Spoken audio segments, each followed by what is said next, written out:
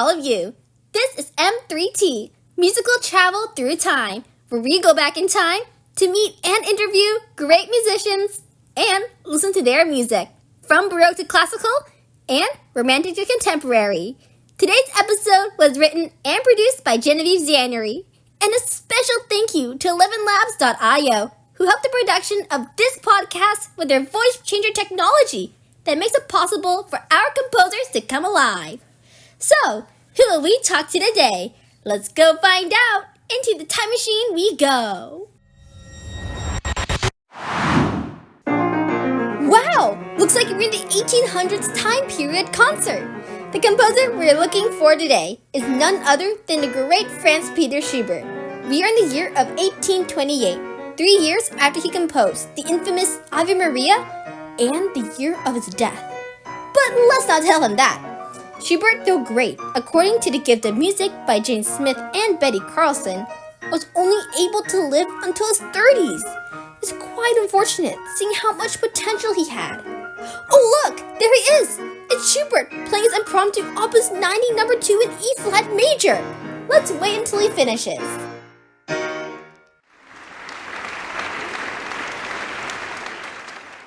Hello, my name is Genevieve, and these are my friends. You can call them musical listeners. May I know your name, good sir? Hello, nice to meet you. My name is Franz Peter Schubert, but you can just call me Schubert. Nice to meet you, Mr. Schubert. Will it be all right with you if I can take some of your precious time and use it for an interview?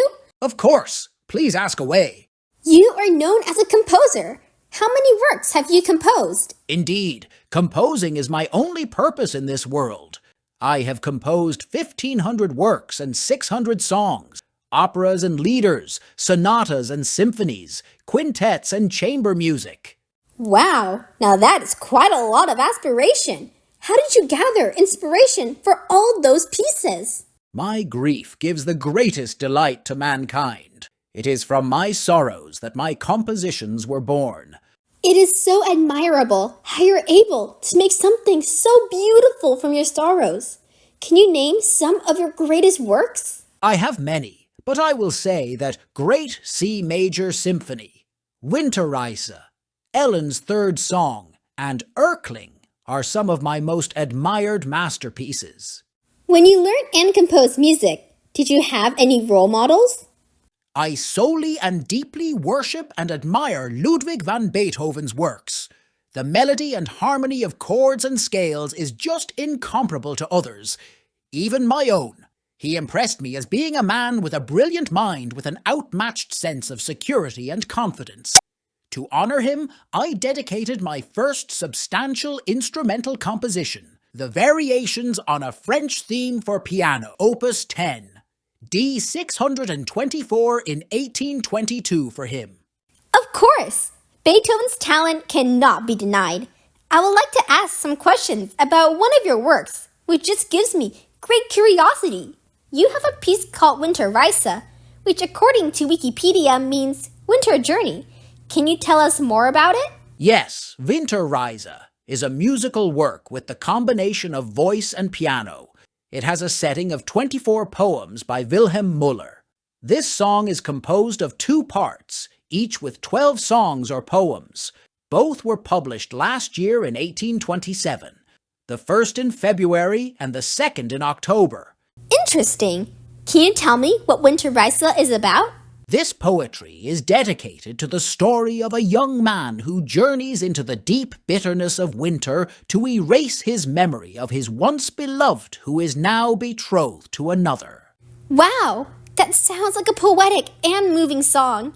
There is another song that I so deeply love. It is called Ave Maria. Can you tell us more about this beautiful work of art? Ave Maria? What is that? This one. Didn't you write it?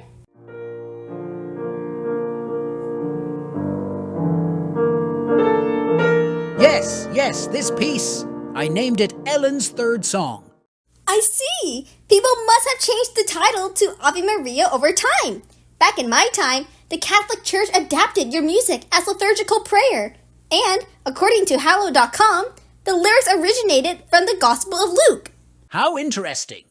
Maybe because Ave Maria was the first words in the poem. When I composed this piece, I wrote it as a prayer, but never intended for liturgical purposes. The lyrics I wrote were a derivation of the Lady of the Lake poem by Sir Walter Scott. I wrote it in B-flat major. The harmony consists of repeated similar patterns of chords which provide a subtle melancholy atmosphere. The melody, even though written in simple notes, is actually the soul of the music. Before we leave this interview, is there something that you would like to say to our musical listeners, my friend Schubert?